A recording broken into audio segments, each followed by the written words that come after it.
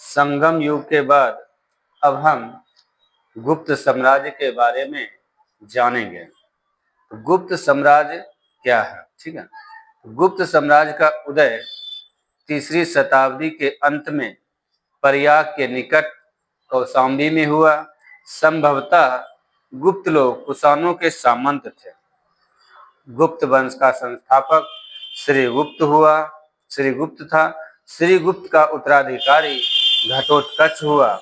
गुप्त वंश का प्रथम महान सम्राट चंद्रगुप्त प्रथम था।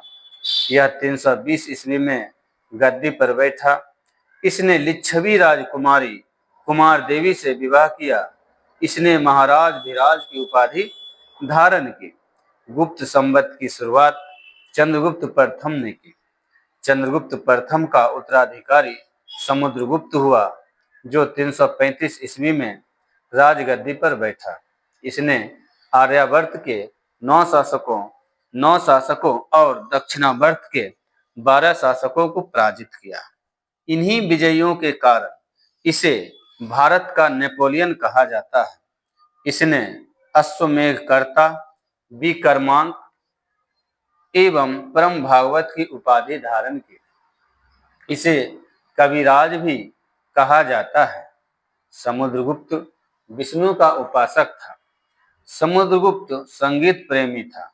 ऐसा अनुमान उसके सिक्कों पर उसे वीणा वादन करते हुए दिखाया जाने से लगाया गया है। समुद्रगुप्त का दरबारी कवि हरिसेन था, जिसने इलाहाबाद प्रशस्ति लेख की रचना की है। परम भागवत की उपाधि धारण करने वाला प्रथम गुप्त शासक समुद्रगुप्त था। गया एवं नालंदा जिले से मिले 2 ताम्र लेख में समुद्रगुप्त को परम भागवत कहा गया है। समुद्रगुप्त का उत्तराधिकारी चंद्रगुप्त द्वितीय हुआ, जो 380 ईस्वी में राजगद्दी पर बैठा था। इसके शासनकाल में चीनी बौद्ध यात्री फाहियान भारत आया था। शकों पर विजय के उपलक्ष्य में चंद्रगुप्त द्वितीय ने चांदी के सिक्के चलाए थे। चंद्रगुप्त द्वितीय ने विक्रमादित्य की उपाधि धारण की। यह उपाधि इससे पूर्व 57 ईस्वी पूर्व में उज्जैन के शासक ने भी पश्चिमी भारत में शक क्षत्रपों पर विजय पाने के उपलक्ष्य में धारण की थी। साव चंद्रगुप्त द्वितीय का राजकवि था। चंद्रगुप्त द्वितीय के समय में पाटलिपुत्र एवं उज्जैनी विद्या के प्रमुख केंद्र थे। अनुश्रुति के अनुसार चंद्रगुप्त द्वितीय के दरबार में 9 विद्वानों की एक मंडली निवास करती थी, जिसे नवरत्न कहा गया है। महाकवि कालिदास संभवतः इसमें अग्रगण्य थे। कालिदास के अतिरिक्त इसमें धन्वंतरी, छपनक, अमर सिंह, शंकु, बेताल भट्ट, घटक पर, बरहामिहिर एवं बररुचि जैसे विद्वान भी थे। चंद्रगुप्त द्वितीय का सांधि विग्रहिक सचिव वीरसेन शैवमतावलंबी था, जिसने शिव की पूजा के लिए उदयगिरी पहाड़ी पर एक गुफा का निर्माण करवाया था। वीरसेन व्याकरण, न्याय मीमांसा एवं शब्द का प्रकांड पंडित तथा एक कवि भी था। चंद्रगुप्त द्वितीय का उत्तराधिकारी कुमारगुप्त प्रथम या गोविंदगुप्त हुआ। नालंदा विश्वविद्यालय की स्थापना कुमारगुप्त ने की थी। कुमारगुप्त प्रथम का उत्तराधिकारी स्कंदगुप्त हुआ। स्कंदगुप्त ने गिरनार पर्वत पर स्थित सुदर्शन झील का पुनरुद्धार किया। स्कंदगुप्त ने पर्णदत्त को सौराष्ट्र का गवर्नर भी नियुक्त किया था। स्कंदगुप्त के शासनकाल में ही हूनों का आक्रमण शुरू हो गया था। अंतिम गुप्त शासक विष्णुगुप्त था। गुप्त साम्राज्य की सबसे बड़ी प्रादेशिक इकाई देश थी, जिसके शासक को गोपना कहा जाता था। एक दूसरी प्रादेशिक इकाई भुक्ति या प्रांत थी, जिसके शासक उपरिख कहलाते थे। भुक्ति के नीचे विषय या जिला नामक प्रशासनिक इकाई होती थी, जिसके प्रमुख विषयपति कहलाते थे। पुलिस विभाग के साधारण कर्मचारियों को चाट एवं भाट कहा जाता था। पुलिस विभाग का मुख्य अधिकारी दंडपाशिक कहलाता था। प्रशासन की सबसे छोटी इकाई ग्राम थी। ग्राम का प्रशासन ग्राम सभा द्वारा संचालित होता था। ग्राम सभा का मुखिया ग्रामिक कहलाता था एवं अन्य सदस्य महत्तर कहलाते थे। ग्राम समूहों की छोटी इकाई को पेठ कहा जाता था। ग्राम समूहों की छोटी इकाई को पेठ कहा जाता था। गुप्त शासक कुमारगुप्त के दामोदरपुर ताम्रपत्र में गुप्त शासक कुमारगुप्त के दामोदरपुर ताम्रपत्र में भूमि बिक्री संबंधी अधिकारियों के क्रियाकलापों का उल्लेख है। भू राजस्व कुल उत्पादन का 1/4 भाग से 1/6 भाग हुआ करता था। गुप्त काल में बलात्सरम राज्य के लिए आय का एक स्रोत माना जाता था। इसे जनता द्वारा दिया जाने वाला कर भी माना जाता था। आर्थिक उपयोगिता के आधार पर निम्न प्रकार की भूमि थी। आर्थिक उपयोगिता के आधार पर निम्न प्रकार की भूमि थी। पहला थे क्षेत्र, जो कृषि करने योग्य भूमि था। दूसरा है वास्तु वास करने योग्य भूमि था। चारागाह भूमि, पशुओं के चारा योग्य भूमि था। सील, ऐसी भूमि जो जोतने योग्य नहीं होती थी। अपरहत, ऐसी भूमि जो जंगली होती थी। अपरहत, ऐसी भूमि जो जंगली होती थी। सिंचाई के लिए राहट या घंटी यंत्र का प्रयोग होता था। श्रेणी के प्रधान को ज्येष्ठक कहा जाता था। गुप्त काल में उज्जैन सर्वाधिक महत्वपूर्ण व्यापारिक केंद्र था। गुप्त राजाओं ने सर्वाधिक स्वर्ण मुद्राएं जारी की। इनकी स्वर्ण मुद्राओं को अभिलेखों में दिनार कहा गया है। गुजरात के बाद गुप्त राजाओं ने बड़ी संख्या में चांदी के सिक्के जारी किए, जो केवल स्थानीय लेनदेन में चलते थे।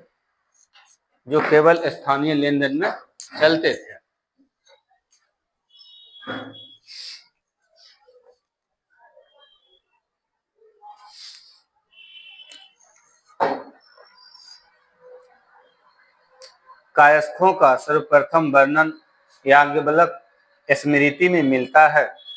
जाति के रूप में कायस्थों का सर्वप्रथम वर्णन उष्णम स्मृति में मिलता है।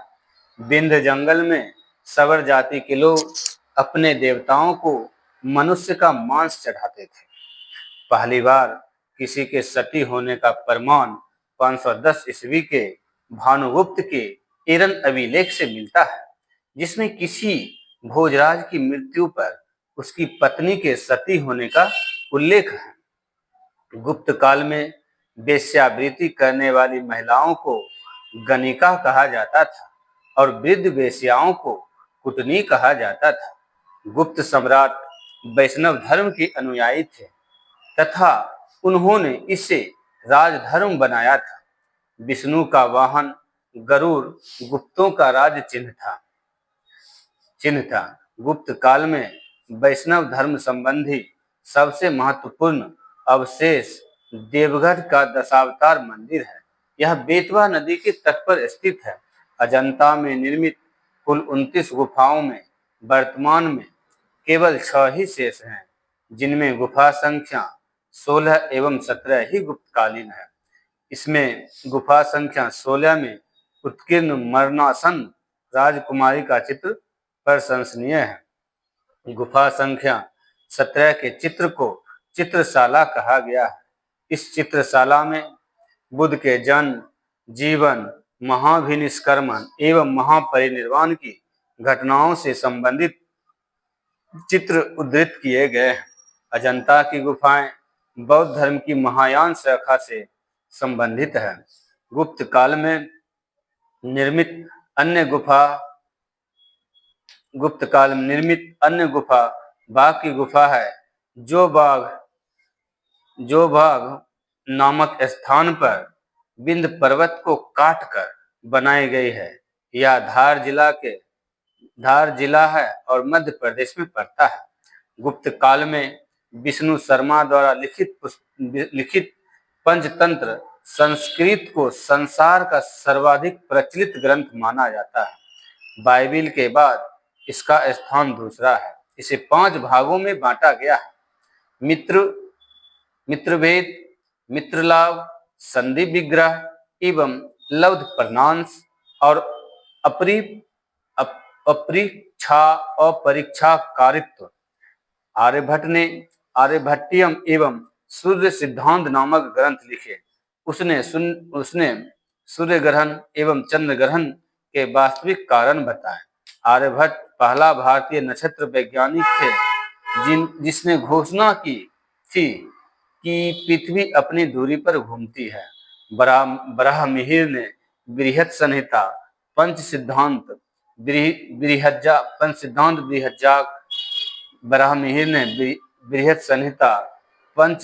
बृहज्जाक एवं लघु जातक की रचना की है।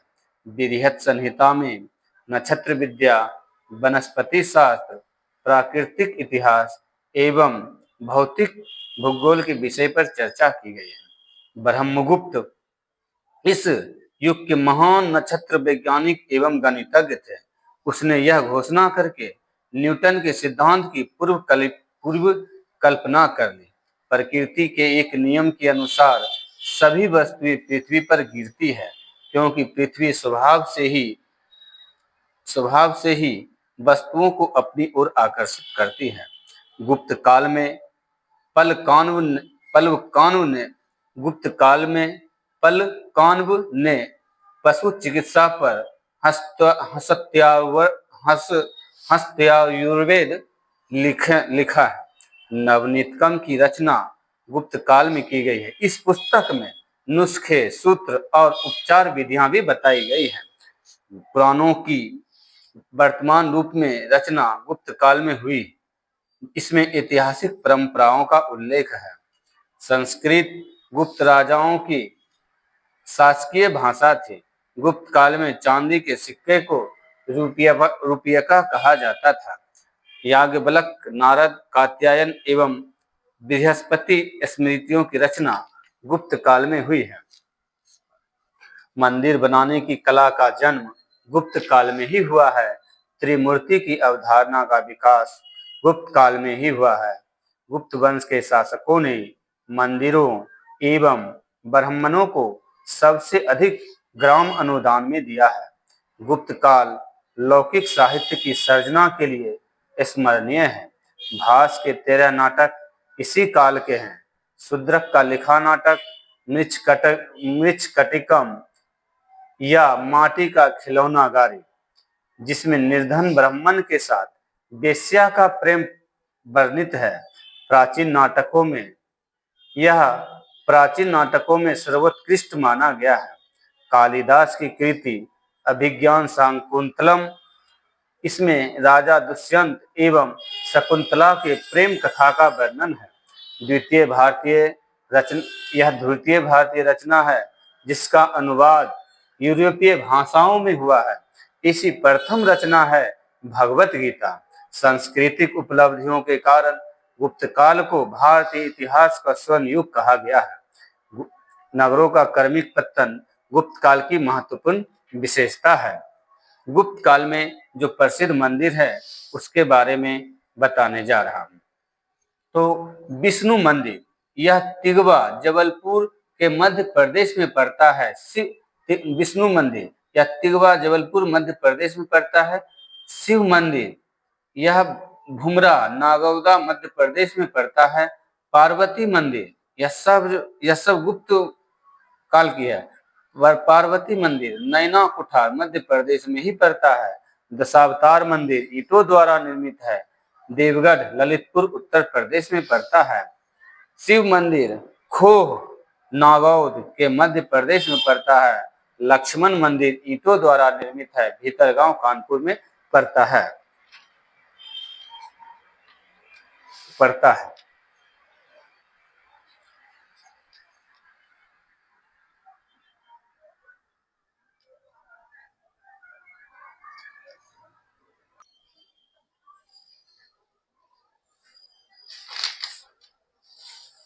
गुप्त साम्राज्य के बाद अब हम बकाटक राजवंश के बारे में जानेंगे। बकाटक राजवंश के बारे में जानेंगे।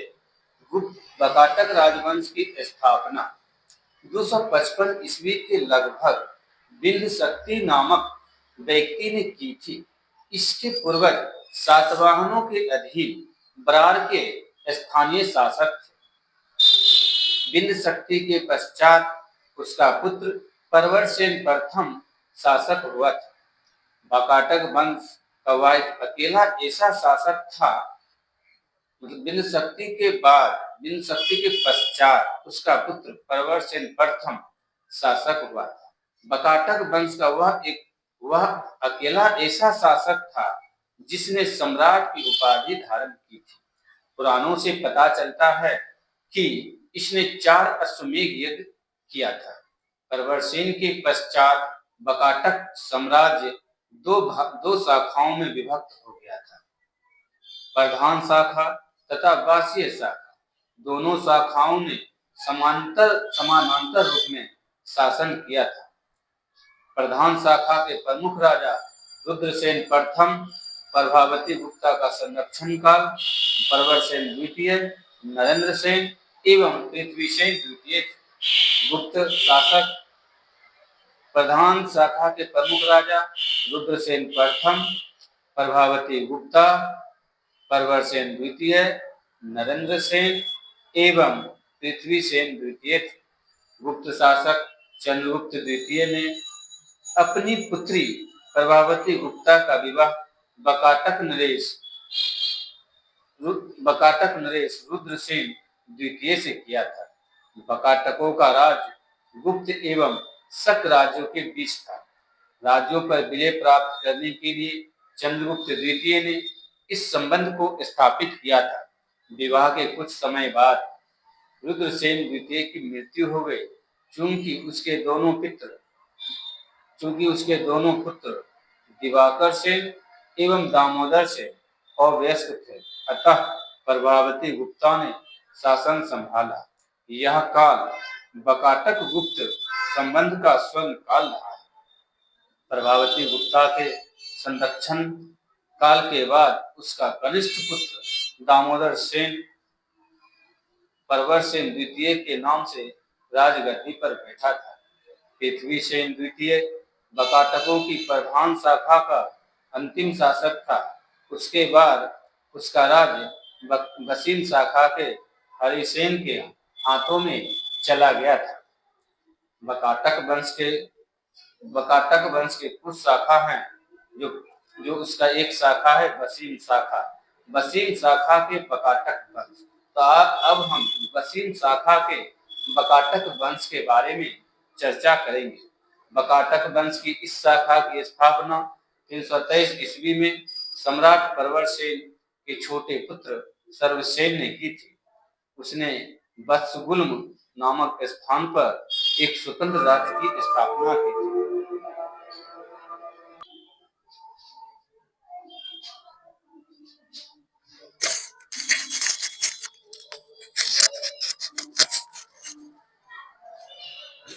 बकाटक वंश की इस बसीम शाखा के बकाटक वंश की इस शाखा की स्थापना 330 ईस्वी में सम्राट परवरसेन के छोटे पुत्र सरवंशसेन ने की थी।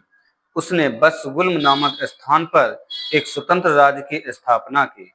वत्सगुल्म महाराष्ट्र के अकोला जिले में आधुनिक बसीम में स्थित थे। बसीम शाखा के प्रमुख राजा सर्वसेन, बिंद शक्ति द्वितीय, परवरसेन द्वितीय, हरिसेन आदि थे। हरिसेन वसीम शाखा का सर्वाधिक शक्तिशाली शासक था। यह बकाटक वंश का अंतिम ज्ञात शासक है। बकाटक वंश के राजा प्रवरसेन द्वितीय ने मराठी प्राकृत काव्य सेतुबंध की रचना की तथा सर्वसेन ने हरि विजय नामक प्राकृत काव्य ग्रंथ लिखा। संस्कृत की वैदर्भी शैली का पूर्ण विकास बकाटक नरेशों के दरबार में हुआ था। कुछ विद्वानों का मत है कि चंद्रगुप्त द्वितीय के राजकवि कालिदास ने कुछ समय तक प्रवरसेन द्वितीय की राजसभा में निवास किया था। वहां उन्होंने उसके सेतुबंध का संशोधन किया तथा वैदर्भी शैली में अपना काव्य मेघदूत लिखा। बकाटक नरेश ब्राह्मण धर्मावलंबी थे। ब्राह्मण धर्मावलंबी थे। वे शिव और विष्णु के उपासक थे। बकाटक नरेश पृथ्वीसेन द्वितीय के सामंत व्याघ्रदेव ने नचना के मंदिर का निर्माण करवाया। अजंता का 16वां तथा 17वां गुहा विहार और 19वें गुहा चैत्य का निर्माण बकाटक के शासन काल में हुआ। पुष्यभूति वंश या वर्धन वंश। गुप्त वंश के पतन के बाद जिन नए राजवंशों का उद्भव हुआ उनमें मैत्रक गुप्त वंश वसीम शाखा के बकाटक वंश के बाद अब हम जानेंगे पुष्यभूति वंश या वर्धन वंश। तो गुप्त वंश के पतन के बाद जिन नए राजवंशों का उद्भव हुआ उनमें मैत्रक, मौखरी, पुष्यभूति, परवर्ती गुप्त और गौर प्रमुख हैं। इन राजवंशों में पुष्यभूति वंश के शासकों ने सबसे विशाल साम्राज्य स्थापित किया है। पुष्यभूति वंश के संस्थापक पुष्यभूति थे। इनकी राजधानी थानेश्वर थी, जो हरियाणा प्रांत के कुरुक्षेत्र जिले में स्थित वर्तमान थानेश्वर स्थान था। प्रभाकर वर्धन इस वंश की स्वतंत्रता का जन्मदाता था तथा प्रथम प्रभावशाली शासक था, जिसने परम भट्टारक और महाराज जैसी सम्मानजनक उपाधियां धारण की। प्रभाकर वर्धन की पत्नी यशोमती से 2 पुत्र राजवर्धन और हर्षवर्धन तथा एक कन्या राजश्री उत्पन्न हुई। प्रभाकर वर्धन की पत्नी यशोमती से 2 पुत्र राजवर्धन और हर्षवर्धन तथा एक कन्या राजश्री उत्पन्न हुई। राजश्री का विवाह कन्नौज के मोखरी राजा ग्रह वर्मा के साथ हुआ। मालवा के शासक देवगुप्त ने ग्रह वर्मा की हत्या कर दी और राजश्री को बंदी बनाकर कारागार में डाल दिया था। राजवर्धन ने देवगुप्त को मार डाला, परंतु देवगुप्त के मित्र गौर नरेश शशांक ने धोखा देकर राजवर्धन की हत्या कर दी। शशांक शैव धर्म का अनुयायी था, इसने बोधि वृक्ष कटवा दिया था। राजवर्धन की मृत्यु के बाद 606 ईस्वी में 16 वर्ष की अवस्था में हर्षवर्धन थानेश्वर की गद्दी पर बैठा। हर्ष को शिलादित्य के नाम से भी जाना जाता था। इसने परम भट्टारक नरेश की उपाधि धारण की थी। हर्ष ने शशांक को पराजित करके कन्नौज पर अधिकार कर लिया तथा उसे अपनी राजधानी बनाया। हर्ष और पुलकेशिन द्वितीय के बीच नर्मदा नदी के तट पर युद्ध हुआ, जिसमें हर्ष की पराजय हुई। चीनी यात्री वेनसांग हर्षवर्धन के शासनकाल में भारत आया था। वेनसांग को यात्रियों में राजकुमार, नीति का पंडित एवं वर्तमान शाक्य मुनि कहा जाता है।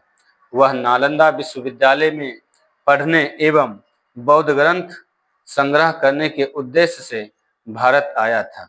हर्ष 641 ईस्वी में अपने दूत चीन भेजे तथा 643 ईस्वी एवं 645 ईस्वी में 2 चीनी दूत उसके दरबार में आए। हर्ष ने कश्मीर के शासक से बुद्ध के दंत अवशेष बलपूर्वक प्राप्त किए। हर्ष के पूर्वज भगवान शिव और सूर्य के अनन्य उपासक थे। हर्ष के पूर्वज भगवान शिव और सूर्य के अनन्य उपासक थे। प्रारंभ में हर्ष भी अपने कुल देवता शिव का परम भक्त था। चीनी यात्री वेनसांग से मिलने के बाद उसने बौद्ध धर्म की महायान शाखा का राज्याश्रय प्रदान किया तथा वह पूर्ण बौद्ध बन गया। हर्ष के समय में नालंदा महाविहार महायान बौद्ध धर्म की शिक्षा का प्रधान केंद्र था। हर्ष के समय में प्रयाग में प्रति 5वें वर्ष एक समारोह आयोजित किया जाता था जिसे महामोक्ष परिषद कहा जाता था। वेनसांग छठे समारोह में सम्मिलित हुआ। बाणभट्ट जो है हर्ष के दरबारी कवि थे। उन्होंने हर्षचरित एवं कादम्बरी की रचना की थी। बाणभट्ट के गुरु भरचू थे। बाणभट्ट हर्ष के दरबारी कवि थे। उन्होंने हर्षचरित और कादम्बरी की रचना की। बाणभट्ट के गुरु भरचू थे। भरचू प्रियदर्शिका, रत्नावली तथा नवानंद नामक 3 संस्कृत नाटक ग्रंथों की रचना हर्ष ने की थी। कहा जाता है कि धावक नामक कवि ने हर्ष से पुरस्कार लेकर उसके नाम से ये तीनों नाटक लिख दिए। कहा जाता है कि धावक नामक कवि ने हर्ष से पुरस्कार लेकर उसके नाम से ये तीनों नाटक लिख दिए। हर्ष को भारत का अंतिम हिंदू सम्राट कहा गया है। हर्ष को भारत का अंतिम हिंदू सम्राट कहा गया है, लेकिन वह ना तो कट्टर हिंदू था और ना ही सारे देश का शासक है। हर्ष के अधीनस्थ शासक महाराज एवं महासामंत कहे जाते थे। हर्ष के मंत्री परिषद के मंत्री को सचिव या अमात्य कहा जाता था। प्रशासन की सुविधा के लिए हर्ष का साम्राज्य कई प्रांतों में विभाजित था। प्रांत को भुक्ति कहा जाता था। प्रत्येक भुक्ति का शासक राजस्थानीय, उपरी अथवा राष्ट्रीय कहलाता था। भुक्ति का विभाजन जिलों में हुआ था। भुक्ति का विभाजन जिलों में हुआ था। भुक्ति का विभाजन जिलों में हुआ था। जिले की संज्ञा थी विषय, जिसका प्रधान विषयपति होता था। विषय के अंतर्गत कई पाठक होते थे, जिसे आधुनिक तहसील भी कहा जाता है। ग्राम शासन की सबसे छोटी इकाई शासन की सबसे छोटी इकाई थी। ग्राम शासन का प्रधान ग्रामाध्यक्ष पटलिक कहा जाता था। ग्राम शासन का प्रधान ग्रामाध्यक्ष पटलिक कहा जाता था। पुलिस कर्मियों को चाट या भाट कहा गया है। दंडपाशिक तथा दांडिक पुलिस विभाग के अधिकारी होते थे। अश्वसेना के अधिकारियों को बृहदेश्वर, पैदल सेना के अधिकारियों को बलाधिकृत या महाबलाधिकृत कहा जाता है। हर्षचरित में सिंचाई के साधन के रूप में तुला यंत्र का उल्लेख मिलता है। हर्षचरित में सिंचाई के साधन के रूप में तुला यंत्र, जल पंप का उल्लेख मिलता है। हर्ष के समय मथुरा सूती वस्त्रों के निर्माण के लिए प्रसिद्ध था। हर्षचरित में प्रांतीय शासक के लिए लोकपाल शब्द आया था। हर्षचरित में प्रांतीय शासक के लिए लोकपाल शब्द आया था। पुष्यभूति वंश या वर्धन वंश के बाद अब हम दक्षिण भारत के प्रमुख राजवंश के बारे में जानेंगे। ठीक है, तो दक्षिण भारत के प्रमुख राजवंश में सबसे पहले जानेंगे पल्लव वंश के बारे में।